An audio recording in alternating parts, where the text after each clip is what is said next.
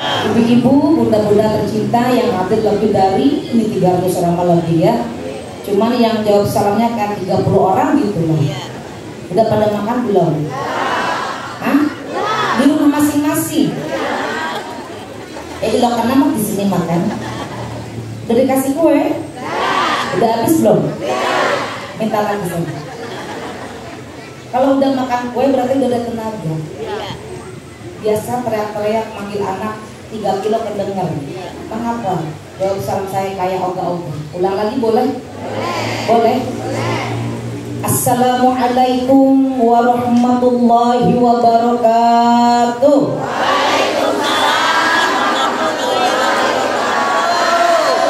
Aduh, jangan marah, Bu, jangan marah. Tuh, kamu itu juga. Ibu sehat? Punya masalah? Punya problem enggak dalam hidup? Oh, wajahnya cantik-cantik gitu, kayak gak punya masalah gitu. Keren, luar biasa. Cantik-cantik semua, ganteng-ganteng semua, hebat-hebat insya Allah. Hari ini kita akan mendapatkan pahala yang berlipat ganda, keberkahan dari Allah Subhanahu wa taala. Amin. Bismillahirrahmanirrahim.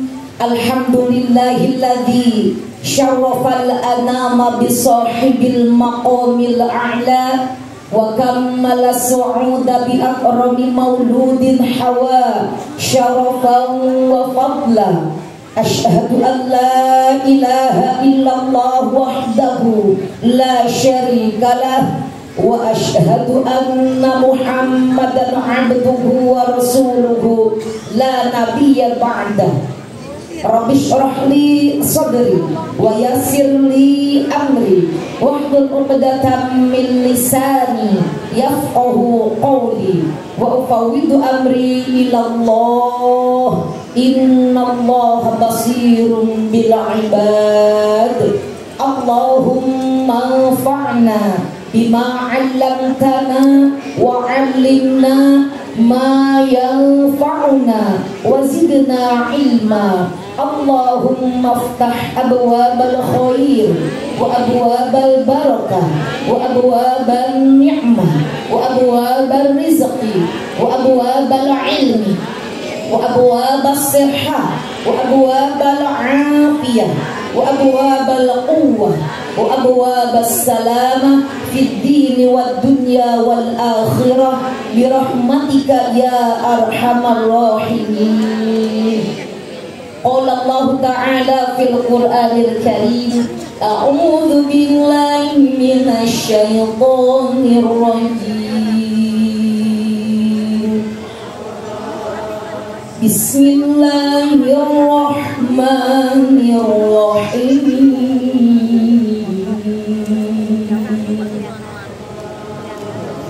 Laqad kana lakum fi rasulillahi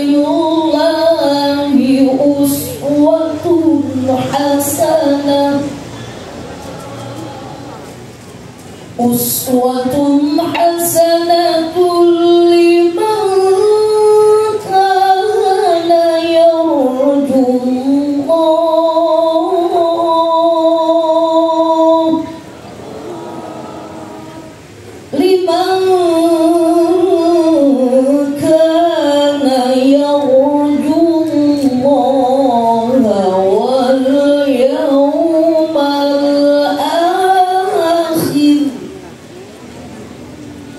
واليوم الآخر وذكر الله كثيرا. صدق الله العظيم.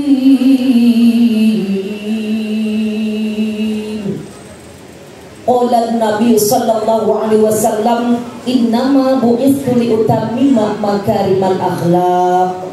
Shadaqallahul azim wa sadaqa rasuluhun nabiyyul habibul karim wa nahnu ala dzalika minasy syahidin wasyakirin walhamdulillahi rabbil alamin. Sebentar ya Bu, saya cari dulu yang terhormatnya. Ini ada ada kelapa geser ya. Ibu mau kelapa? Mau kelapa enggak? Mau sini. Yang mau sini ke depan. Ayo, mana ya? Yang kami hormati ini. Ya Allah, 27 September. Mana?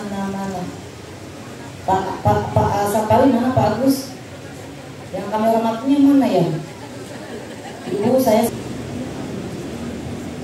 Ibu mohon maaf ya, Bapak-bapak mohon maaf. Yang terhormat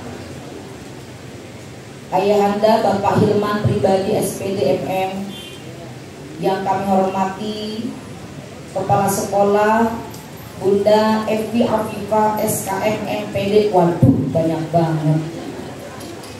Yang kami hormati para tokoh masyarakat yang tadi telah menyampaikan sambutannya. Di sini hadir di tengah-tengah kita ibu-ibu, ada pengawas, ibu pengawas, ada Bapak siapa lagi tadi? Bapak Sekel, siapa lagi? Ada Bapak siapa lagi? Bapak RT, Bapak RW, Bapak Lurah, Bapak Camat, semuanya para pejabat, tokoh masyarakat, tokoh lingkungan, alim ulama terkhusus, para guru-guru semuanya. Insya Allah semuanya dimuliakan oleh Allah Subhanahu Wa Taala. Yang kami hormati para pimpinan majelis taklim. Berapa orang tadi? Berapa majelis taklim diundang? 19. Coba angkat tangan 19 pimpinan majelis taklim mewakili. Mana aja, dari mana? Masya Allah, Masya Allah, Masya Allah. Banyak sekali ya Bunda. Mudah-mudahan semuanya dimuliakan oleh Allah Subhanahu Wa Taala. Amin. Segenap guru-guru madrasah Ibtidaiyah Mazra'atul Ulum, betul? Dari jenjang apa? TK, SD, terus SMP sampai 2 aja. Mudah-mudahan para kepala sekolah, guru-guru, wakil, bagian kurikulum, stafnya, semuanya yang ada di sekolah ini dimuliakan oleh Allah Subhanahu Wa Taala. Dan yang sangat saya banggakan, murid saya. Di sini ada murid S2 saya, Bapak Agus Safari, belum S2. Tapi Bapak Agus ini sudah mengajukan proposal judul tesis. Kuliah S2-nya di IIKI Jakarta. Ini Pak Agus ini adalah murid saya, Bu. Mahasiswa S2, pasca sarjana Fakultas Tarbiyah. Belajar sama saya sudah 3 semester. Mudah-mudahan Bapak Agus ini segera diberikan kemudahan menyelesaikan tesisnya. Tahun depan bisa wisuda. Setelah wisuda daftar lagi program doktornya sampai doktor. Ya, harus, karena ada sekolah yang harus dibina anak-anaknya. Kalau kepala sekolah, ketua yayasannya semuanya berilmu, akan menjadi contoh. Tuh kalau sekolah ke Mazra'atul Ulum aja, sebab anak-anaknya semua bersekolah, semuanya sarjana. Artinya ibu ketua yayasan aja anaknya 7 bisa mensarjanakan semua anak-anaknya. Jadi suatu kepercayaan, trust. Orang kan kalau mau sekolah bicaranya figur. Sekolah di mana? Siapa tokohnya? Siapa kepala sekolahnya, gitu ya. Dan kalau misalkan punya sekolah, anak yang nggak sekolah bagaimana? Anak sendiri aja kagak bisa. Gimana ngajarin anak orang? Betul nggak? Nah ini bagus. Ibunda punya anak 7, yang satu S2, 2 MJ di IIKI. Jadi orang-orang kalau mau masukin sekolah ke Mazra'atul Ulum itu tepat, bagus. Kenapa? Anak-anak daripada putra-putri dari yayasan ini semuanya sarjana. Dan bahkan ada murid Bunda di Institut Ilmu Al-Quran Jakarta. Jadi Pak Agus ini wajib juga menghafal Quran, Bu. Gak tahu dia bagaimana prosesnya, susah apa tidak, nangis darah deh. Ya, itu wajib menghafal Quran. Tidak ada kata kompromi, wajib ya wajib. Di situ di Ikimah.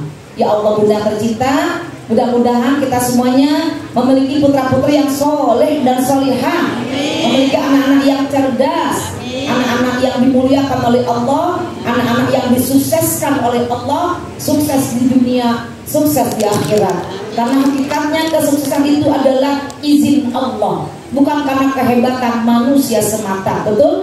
Kalau tidak ada izin Allah, saya tidak akan ada di sini hari ini. Betul. Kalau tidak ada izin Allah, ibu-ibu, bapak-bapak tidak mungkin ada di sini. Betul.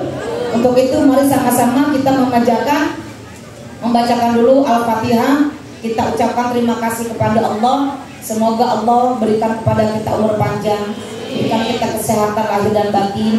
Allah berikan rezeki yang halal, yang berkah, yang bermanfaat, bekal untuk ibadah. Amin ya Allah ya Rabbal alamin. Al-Fatihah. A'udzu billahi minasy syaithanir rajim. Bismillahirrahmanirrahim. Alhamdulillahi rabbil alamin. Ar-Rahmanir Rahim. Malik yaumiddin. Iyyaka na'budu wa iyyaka nasta'in. Ihdinas siratal mustaqim. Siratal ladzina an'amta 'alaihim ghairil maghdubi 'alaihim waladdallin.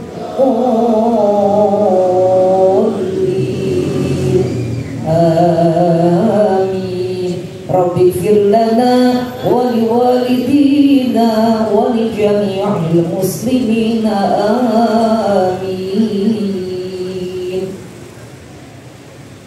Ibu-ibu yang tercinta, kita bersyukur pada Allah karena Allah masih sayang kepada kita.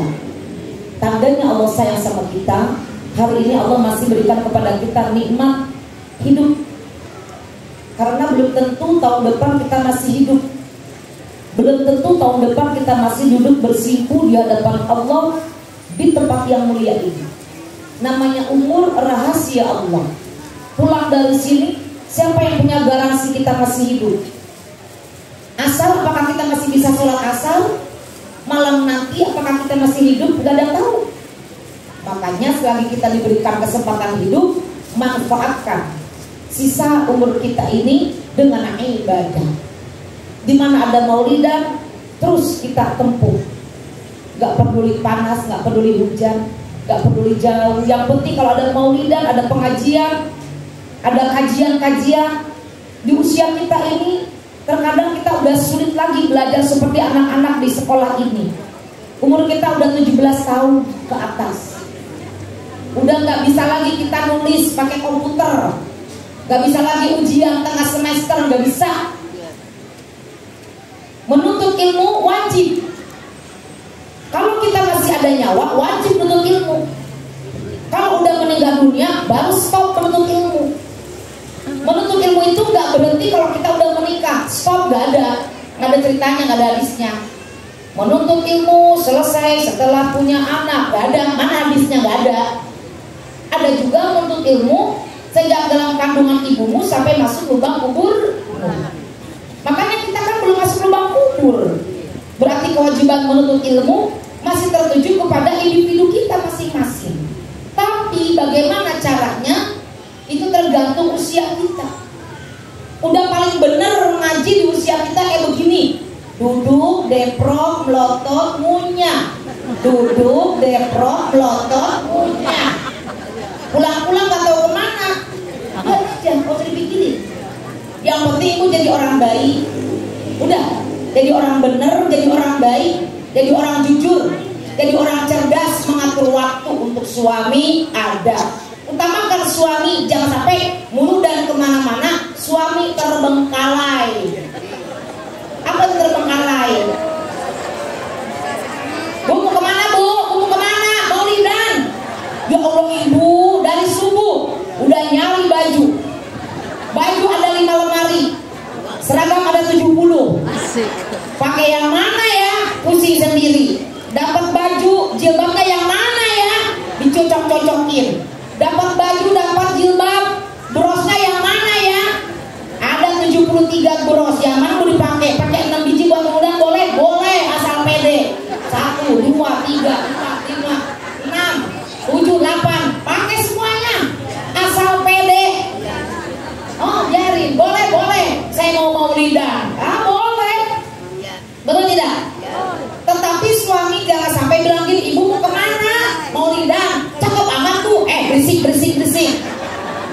genit. Ya emang saya genit sama siapa kalau bukan sama istri saya?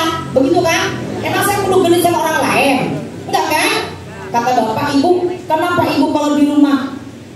Kalau keluar rumah kayak ratu, kalau di rumah kayak hantu.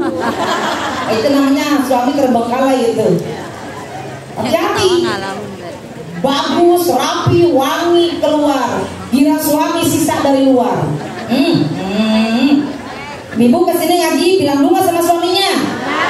Ridho nggak suaminya? Beneran. Nah, kalau kita tidak dapat ridho suami, maka dapat ridho Allah. Maka niatkan maulidan hari ini yang pertama, catat boleh nggak boleh, untuk mencari ridho Allah. Biar jelas nih konsepnya, biar jelas materinya. Kalau ibu ditanya sama temen yang nggak maulidan, maulidan di Majratul Ulum apa sih materinya? Langsung jawab, pertama, begitu. Orang kan nanya, jangan, oh ya apa ya, di sana sih gua ingat, pulang-pulang gua lupa, jangan begitu. Kasih tahu yang gak datang. Maulidan di sini tujuan pertama adalah untuk mencari ridho Allah. Apa bu? Ridho Allah. Pertanyaannya lagi, mengapa ridho Allah harus kita cari sampai benar-benar Allah ridho sama kita? Mau tahu jawabannya? Kasih tahu gak? Kasih tahu? Ini nggak ada kipas, saya buat kipas dulu ya. Ya Allah, dan muncul banget ini keringatan. Nah, ibu-ibu, jawabannya mau tahu? Mengapa ridho Allah harus kita cari dalam hidup kita? Jangan nyari ridho selain daripada Allah. Ridho Allah, ridho orang tua, ridho suami, ridho guru, tuh kita cari. Tapi kenapa yang urutan pertama ridho Allah? Sebab jawabannya, kalau Allah sudah ridho dan benar-benar ridho sama kita, jangankan kita meminta, belum meminta Allah udah kasih. Itu kalau Allah ridho. Percaya atau tidak? Bunda analogikan, Bunda contohkan. Ibu-ibu diundang ke sini ridho gak datang? Ridho gak? Ridho. Yang undang ridho, yang datang ridho. Jadi sama-sama ridho kan? Ibu datang ke sini minta air enggak?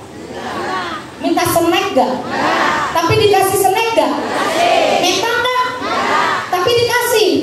Nah itu baru manusia ridho dengan manusia, betul kan? Belum minta mau dikasih kan? Nah, apalagi kalau mencari ridho Allah, belum kita meminta Allah udah kasih.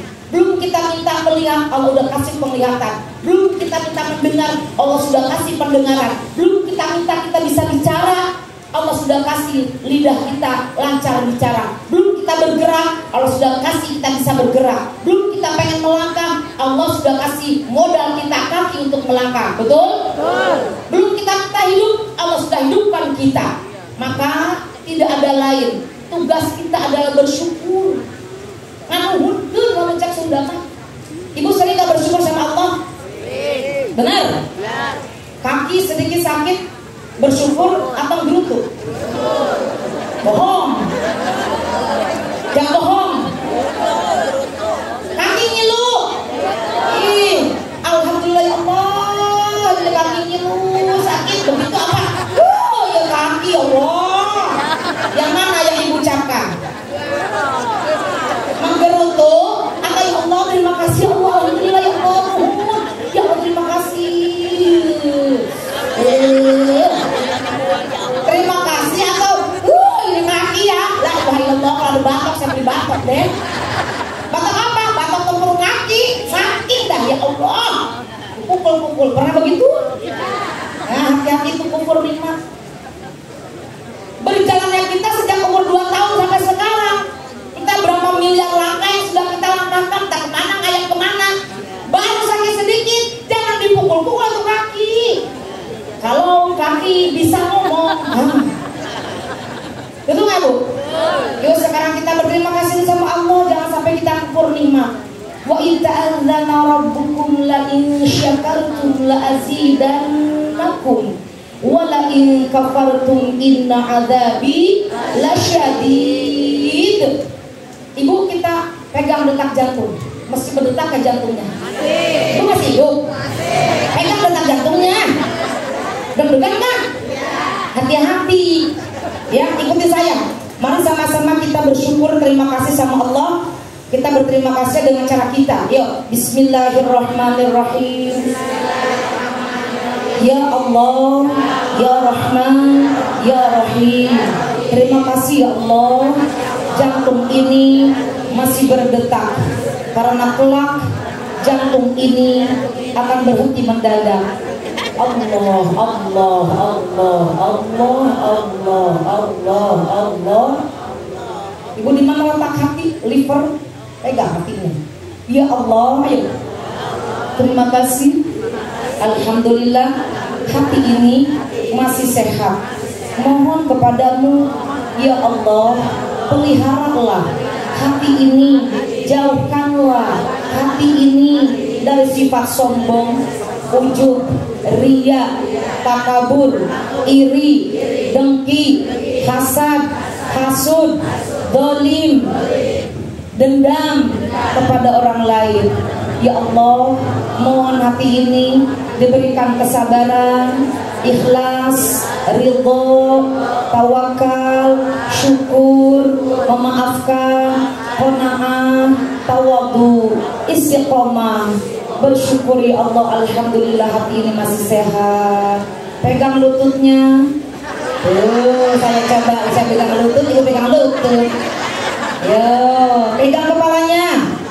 Ya Allah, terima kasih kami, kepala ini masih sehat, masih waras. Tolong ya Allah, jangan kasih penyakit pikun. Ya Allah, mohon cerdaskan kepala ini, pinterkan ya Allah, berikan selalu pikiran yang positif.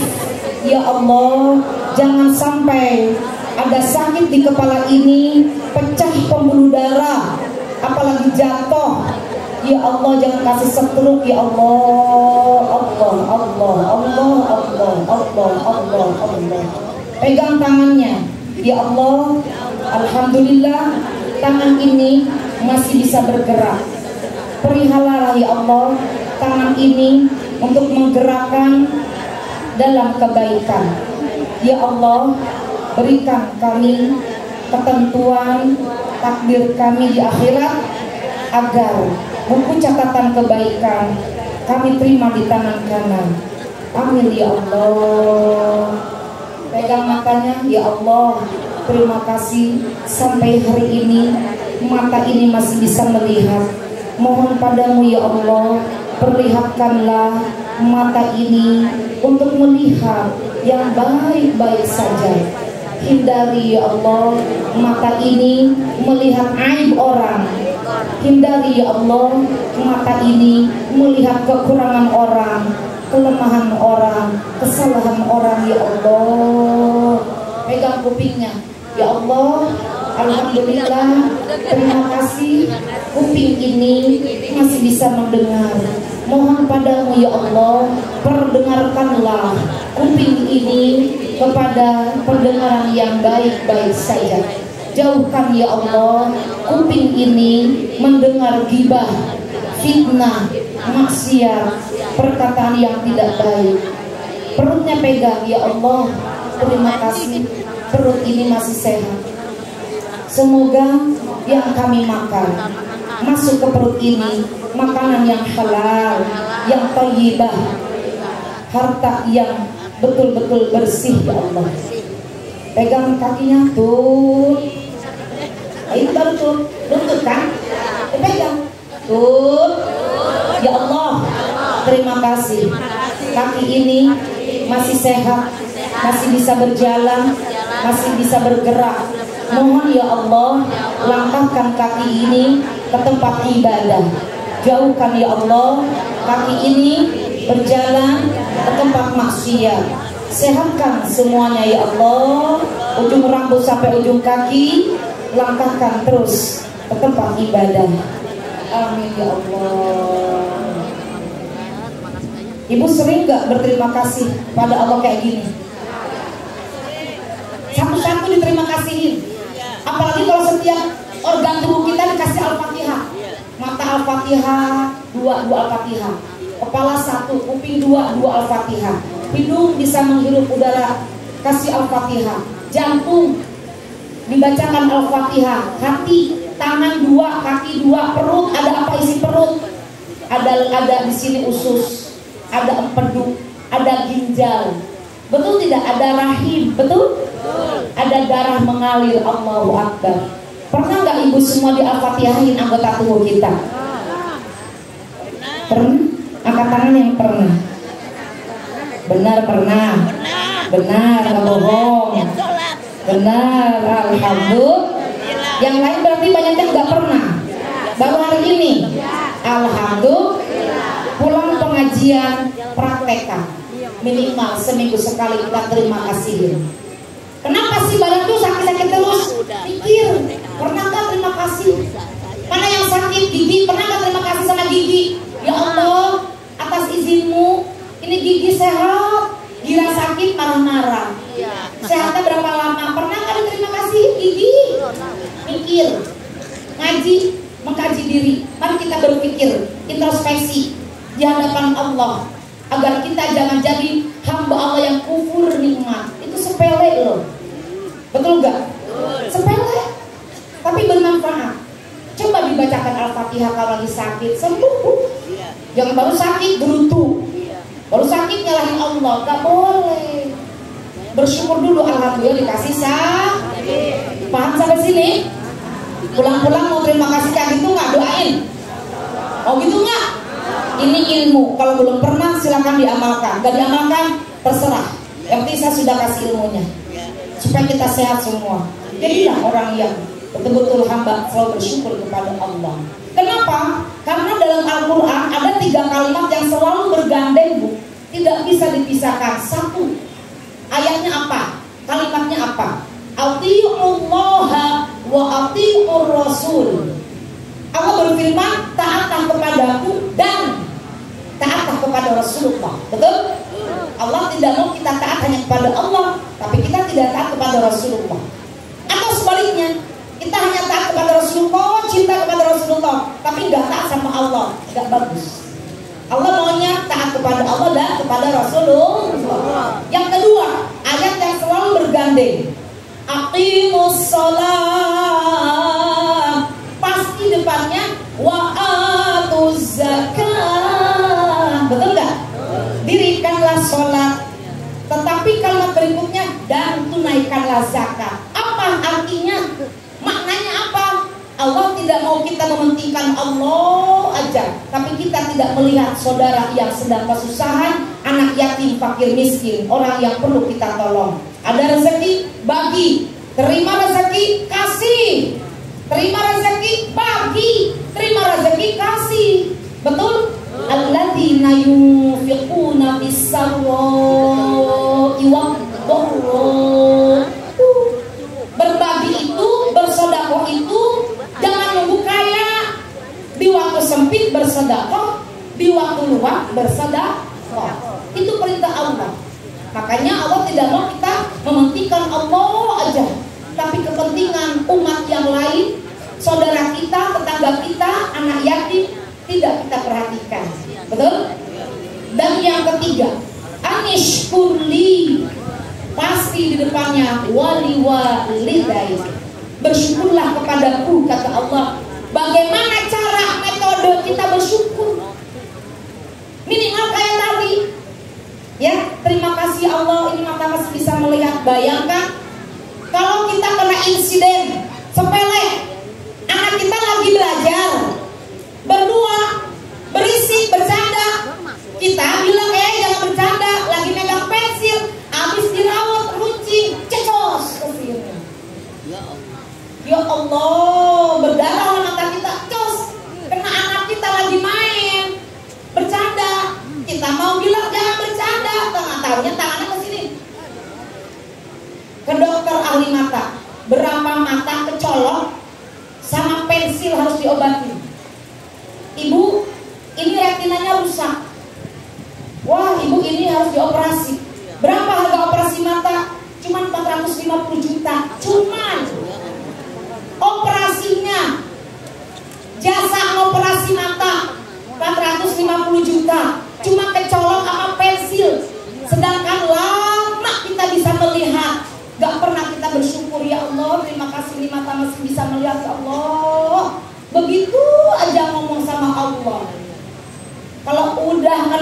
insiden, kena musibah sepele loh, cuman kena gak sengaja pensil.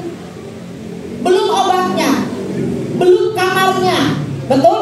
Belum kontrolnya. Ibu kayaknya mata ibu buta, aduh, operasinya gagal. Ibu harus diganti, cari pendonor mata.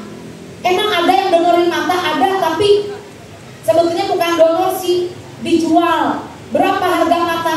2 miliar. Ai, dari mana duit? Mata doang loh. La ilaha illallah. Betul? Inilah pentingnya ngaji, agar kita pandai bersyukur. Bunda tercinta, yuk kita baca selawat sekali lagi untuk Rasulullah Sallallahu Alaihi Wasallam. Bisa nggak berdiri semenit? Roman-romannya melotot dari tadi, kakinya nggak pegel. Bener gak? Pelan-pelan berdirinya. Ngapain? Kita sholawat badar. Sholatullah salamullah ala toha rasul. Yuk kita berdiri semenit, bisa semenit.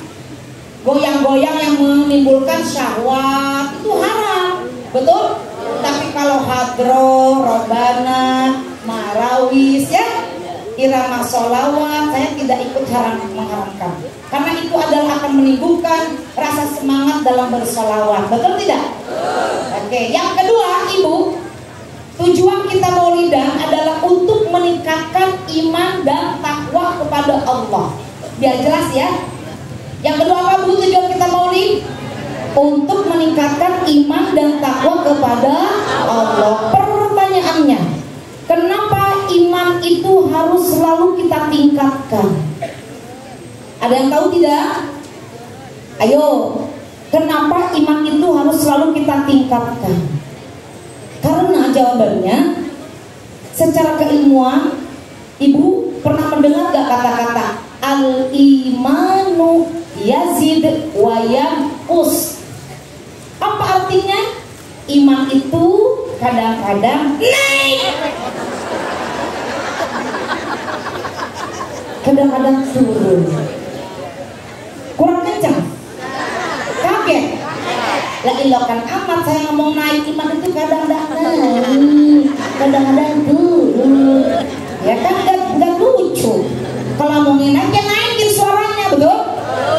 Itu namanya retorika dakwah. Ya, intonasi harus sesuai dengan kalimat. Maka iman itu kadang-kadang naik. Kayak gimana naik? Kayak begini, iman kita lagi naik. Ibu lagi sholat, imannya naik apa turun?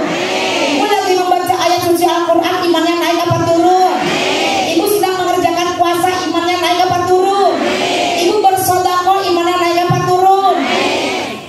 Pulang pengajian, iman kita asik ibunya.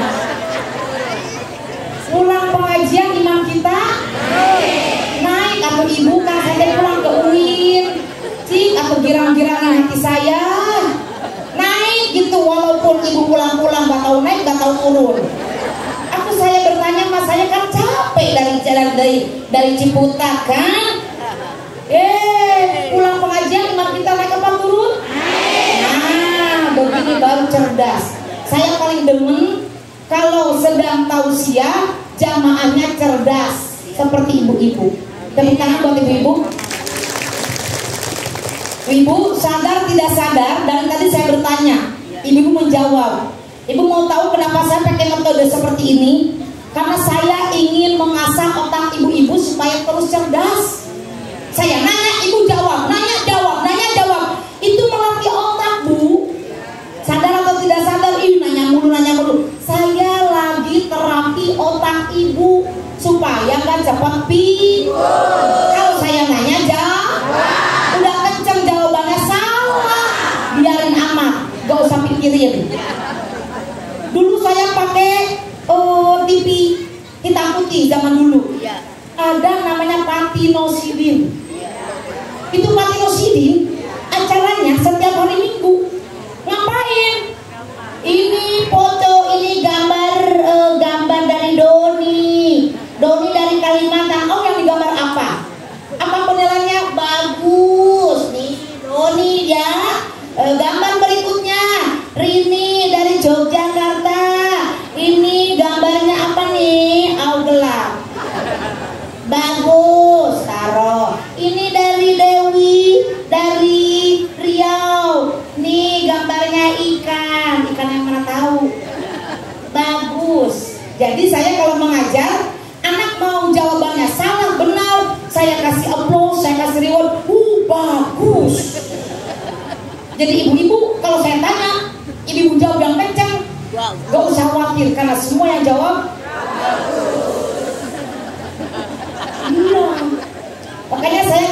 berhenti sampai sekarang masih ngajar. Kenapa? Enak ngajar sama Bunda Ketima, bagus semua katanya. Lah kalau saya ngajarnya, salah bukan begini.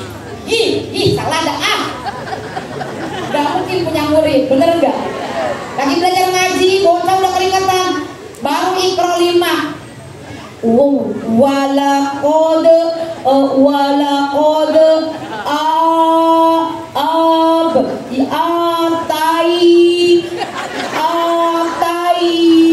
bocah mikir depannya itu ba apana, mikir titiknya di bawah apa di atas. Walaqad titik 2 di bawah, iya di kata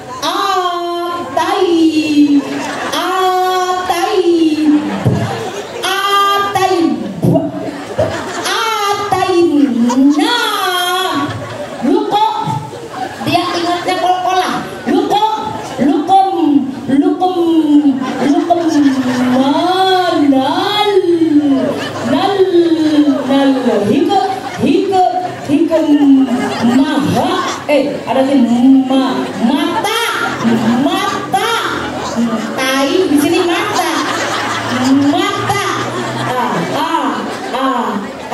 anish keringetan itu Akbar. Kalau gurunya nggak sabar berketok lu wala kode adain alu kemana hikmah asyur nggak gitu jadi guru ya. Udah mau ngecapin walaqad ataina luqmanal hikmata anishur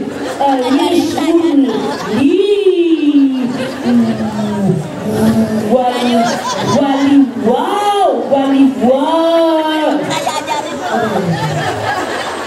saya aja meratekinnya penting. Emang gampang aja orang ngaji, susah. Bener gak? Ayo baca semuanya nak. Alif, kalau ngajarin Al-Quran dengan ini namanya alif, ba, ta, sa, tolong dipanjang-panjangkan. Kalau hurufnya satu huruf, alif, ba, ta, sa, ja, ha, ho, begitu. Jangan alif, ba, ta. Gimana ketemu huruf yang panjang? Bener gak? Rumit ngajarin anak-anak ibu tuh. Makanya ibu-ibu jangan cuma masukin anak ke sekolah. Saya udah bayar. Masa saya rasa bilang dasar guru dasar. Disalahin. Hei, emangnya guru cuma ngajarin anak ibu doang? Bener tidak? Satu kelas ada 40 anak, 40 kepala, 40 karakter, 40 tabiat. Ya Allah, ada bocah 10 menit udah nangisin 7 anak. Mari kita berdoa.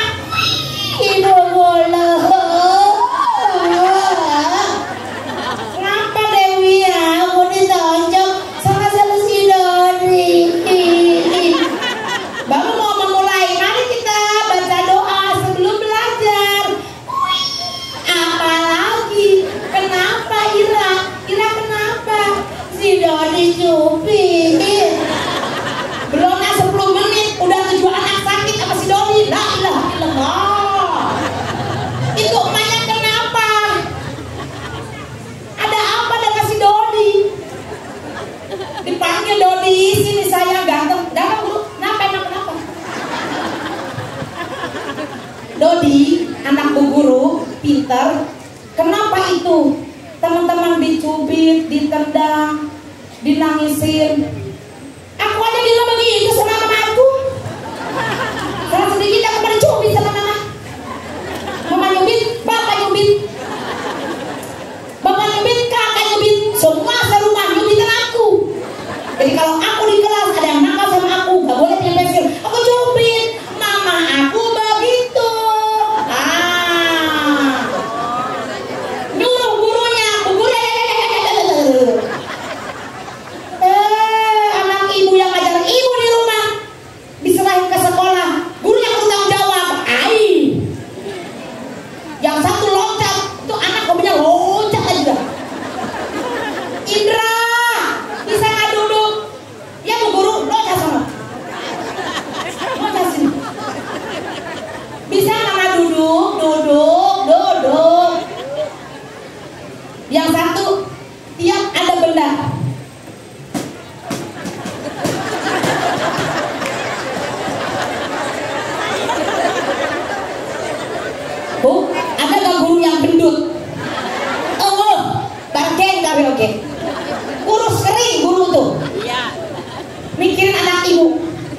yang satu nangisin anak, yang satu loncat-loncat, yang satu peta tahu. Ada meja. Di mana ada?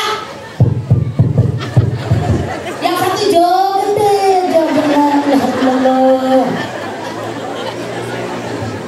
itulah guru, Bu.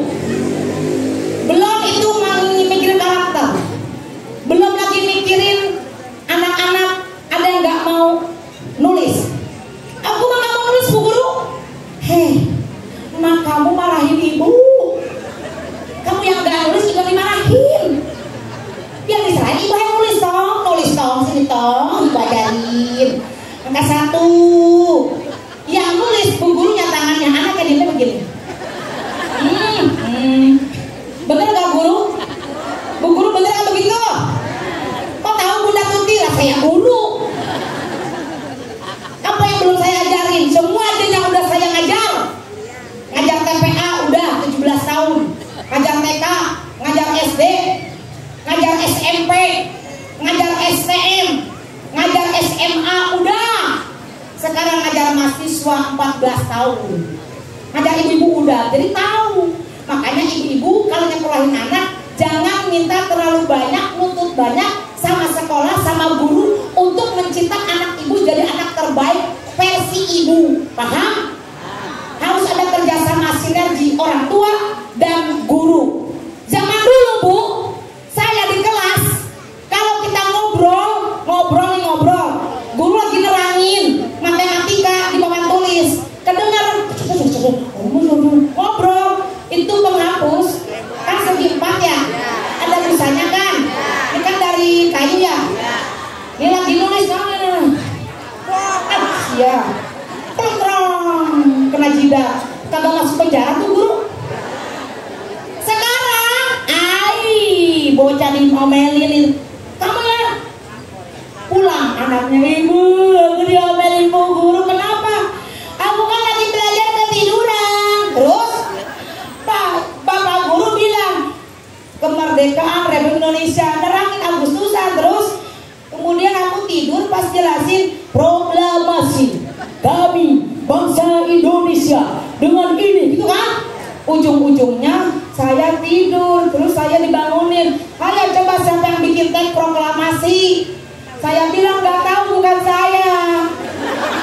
Ya emang bukan kamu. Siapa yang bikin teks proklamasi? Bukan saya Bu Guru, saya sumpah. Saya akan nulis teks proklamasi. Saya tidak, saya tidur. Akhirnya saya disuruh pulang. Tanya sama mama kamu, mama aku diomelin sama Bu Guru. Siapa Bu Gurunya? Aku disuruh bilang siapa yang bikin teks proklamasi, kan aku nggak nulis. Ibunya lagi O2on, hayu ke SD, yang mana orang tuanya, mana baru muridnya. Ibu, ini anak saya kenapa diomelin? Kenapa Bu? Udah tahu anak saya apa nggak bikin teks proklamasi, ditanya. Ya emang tadi kan saya jelasin tentang teks proklamasi. Yang membuat saya, anak saya udah ngaku, udah jujur. Dia tidak bikin teks proklamasi, nggak tahu-tahu, nggak tanda tangan, enggak. Ngapa ibu suruh jawab? Siapa yang bikin teks proklamasi? Siapa yang bikin teks proklamasi? Udah tahu anak saya kagak ngerjain. Kata Bu Guru, anak sama ibu sama O2on. Aduh. Inilah Bu, makanya ngajarin anak tuh gagal. Nah, ayo sekarang cetel, udah bisa belum nyetel? Kita terima kasih himne guru, Bu. Kita terima kasih sama ibu guru yuk. Mau? Bisa kan nyanyinya? Terpujilah. Belum, tak dulu. Apa posisinya belum bunyi? Bisa gak bunyi? Nah, bisa. Nah, tepuk tangan untuk Bu Guru. Ini mulu dan apa kenaikan kelas sama aja.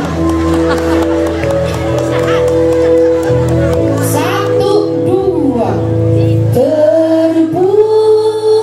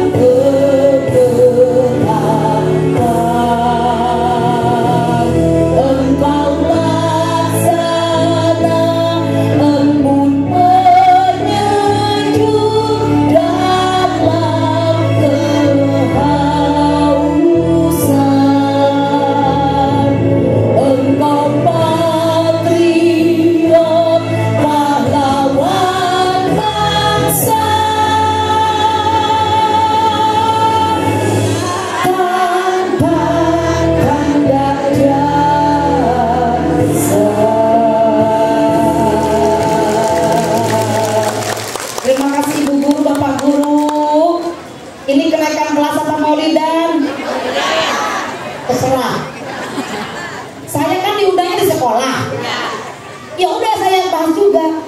Ini masalahnya yang ketiga. Berapa menit lagi sayang? Berapa menit lagi? Oh, jam 10 lewat. Jam 11 kurang. Ibu mau jam berapa? Jam berapa? 11 berarti 4 menit lagi. Oke, udah nggak usah ngitungin waktu. Yang ketiga, tujuan kita maulid tidak ada lain poinnya untuk mencontoh teladan atau akhlak Rasulullah Sallallahu Alaihi Wasallam. Ini mana contohnya? Muhammad senyum Rasulullah untuk para ibu. Oh, memperingati Nabi adalah senyum Rasulullah untuk para ibu. Ibu masih punya ibu? Yang tidak punya ibu udah wafat angkat tangan.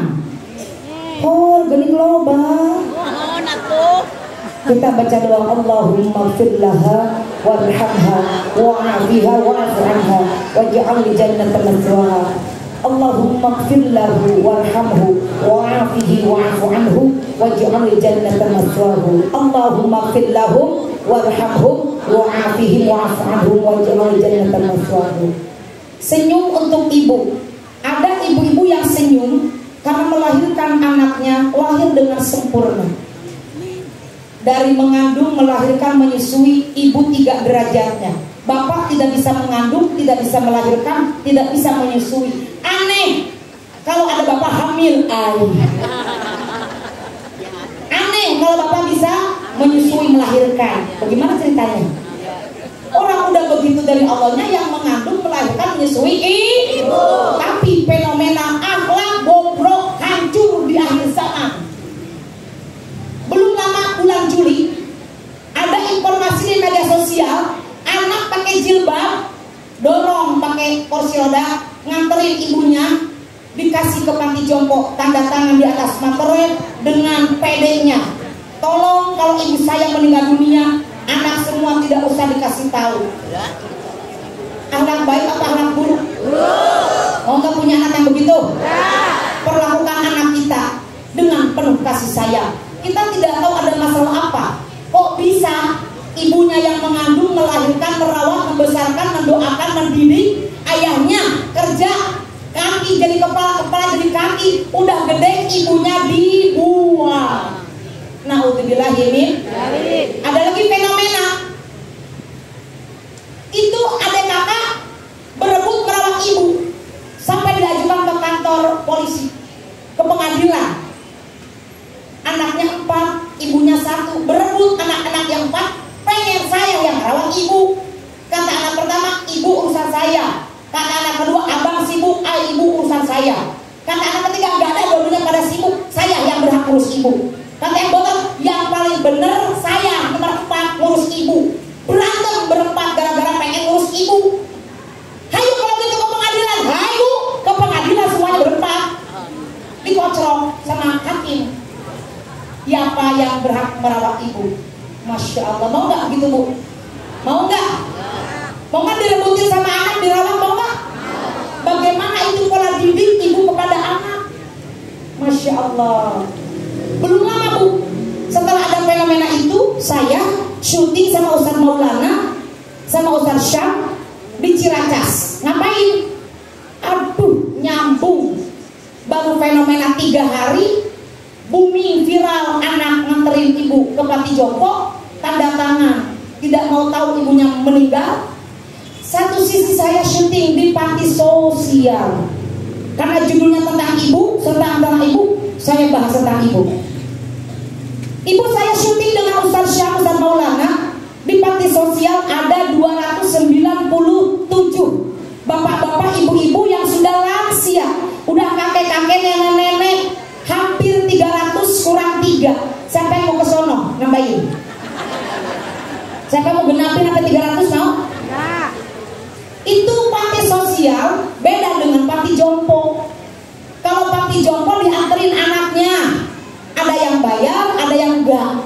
Kalau panti sosial, negara yang membackup, negara yang memberikan perlindungan. Bayangin bu, kakek-kakek, nenek-nenek usia 60 tahun, 65 sampai 88 tahun itu dibuang sama anak dan keluarganya. ditelantarkan. Saya bertanya sama salah satu ibu, "Ibu, izin, mohon maaf tanpa saya menyinggung perasaan ibu. Ibu kenapa berada di panti sosial ini?" "Oh, Bunda Tuti, saya itu diajak sama anak-anak saya naik mobil. Terus ketika di jalan tol saya diturunkan, anak saya pergi. Sudah 5 tahun saya tidak ditengok anak saya. Jadi judulnya saya sebagai ibu kandung ditinggalin di jalan tol sama 5 anak saya." Aduh, gila kata saya. Bayangin Bu, 297 orang itu semuanya rindu dengan anaknya. Kita tidak tahu ada problematika apa, apakah anak dendam kepada orang tua, apakah kelakuan orang tuanya yang menjadikan anak benci. Kita gak ngerti apakah karena memang ribet ngurus orang tua, atau karena sibuk, atau karena memang kita gak mau merawat, apa gimana gak tahu. Tapi bagi kita, dalam hadis Rasul dikatakan al-jannatu tahta aqdamil ummahat. Betul? Surga itu ada di bawah telapak kaki ibu. Maka kita jangan seperti itu. Didik anak kita dengan penuh kasih sayang. Rawat orang tua kita seperti kita merawat benar-benar manusia yang mulia. Kalau kita meragukan ibu, kita akan diragukan oleh anak kita. Kalau kita memuliakan orang tua kita, anak kita akan mencontoh memuliakan kita. Tapi kalau kita diberikan ujian oleh Allah, merawat ibu yang sudah tidak berdaya, hanya tinggal di kasur, kita nyeletuk, kita bicara, "Ma, apa sih nggak coba buru mati?" Karena ya Allah, Ma, udah capek banget, Ma, ya Allah, Ma. Sakit. Anak kita dengar, kelak anak kita akan meniru apa yang kita lakukan, apa yang kita ucapkan. Makanya Haji Rhoma Irama menciptakan lirik lagu Keramat. Apa artinya? Bagaimana kita berbakti kepada kedua orang tua. Wah, boleh Keramat dikeluarkan, Bunda? Bunda siapa tuh namanya? Satu lagi boleh? Ibu kenal dengan Bapak Haji Rhoma Irama? Mari kita dengarkan lirik Keramat. Berikan senyuman untuk orang tua kita. Kita ingat nama ibu kita masing-masing ya. Ayo kita renungkan, apakah kita sudah jadi anak yang baik, berbakti atau belum?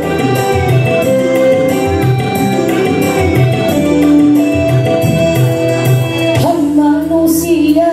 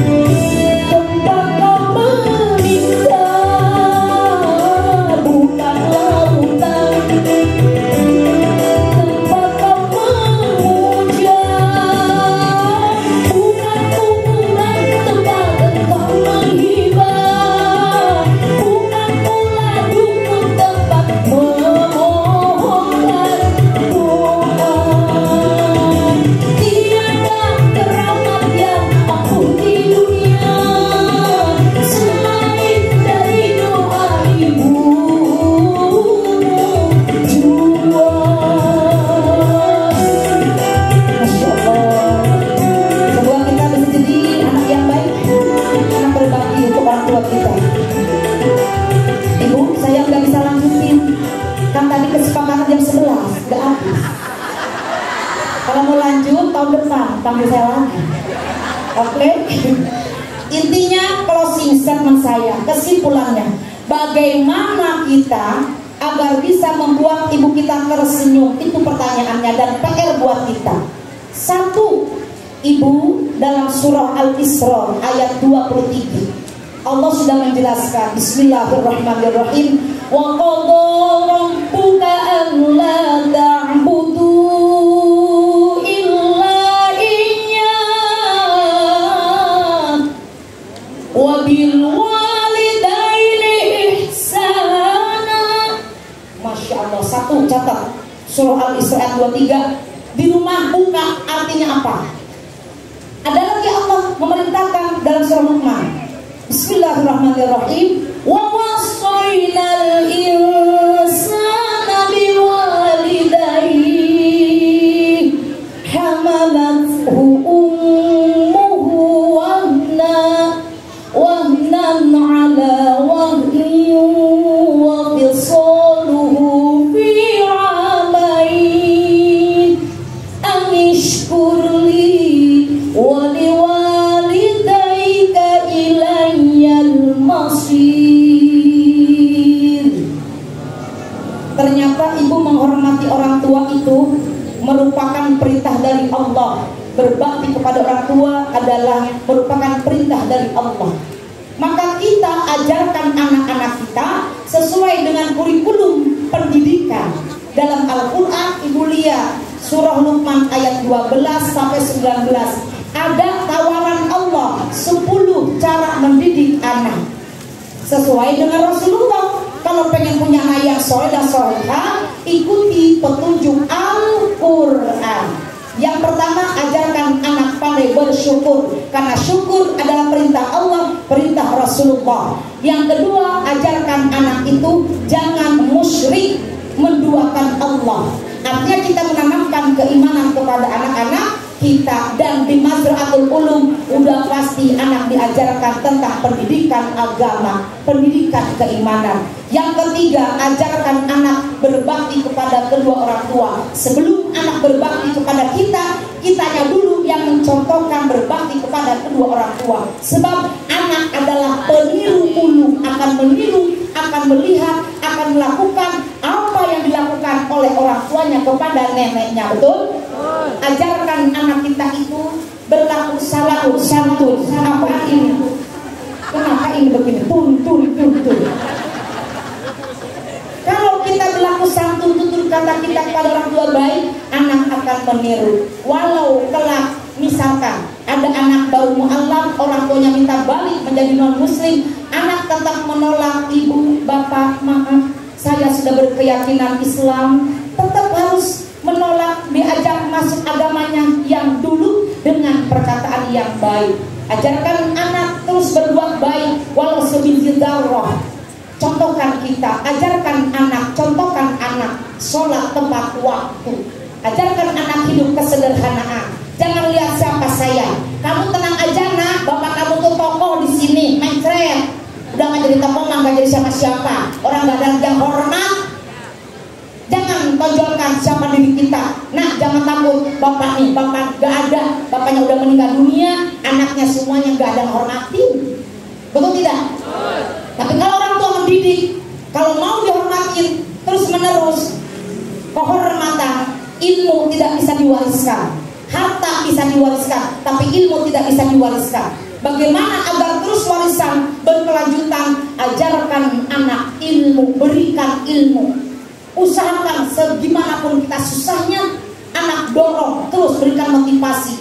Jadikan anak berlian, jadikan anak itu anak yang teladan, jadikan anak yang mandiri. Kalau anak berlian, kalau kita jadikan anak diberikan ilmu, dia hidup dimanapun gak akan takut. Takut kelaparan, takut, nggak ada takut.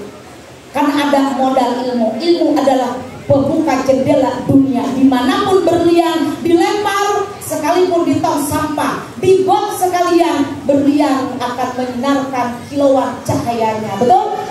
Dengan ibu memasukkan, mendaftarkan sekolah ke Mazra'atul Ulum, untuk insya Allah putra putri ibu jadi anak yang soleh dan solihah, jadi berlian dalam keluarga ibu. Dan yang terakhir, ajarkan anak kita tawadhu, rendah hati, bukan rendah diri tapi rendah hati. Sebab apa? Ada ibu kaitan surah An-Nisa ayat 9, wal yakhshal ladzina law taraku min khalfihim dzurriyyatan dhi'afan khafu 'alaihim falyattaqullaha wal yaqulu qawlan sadida.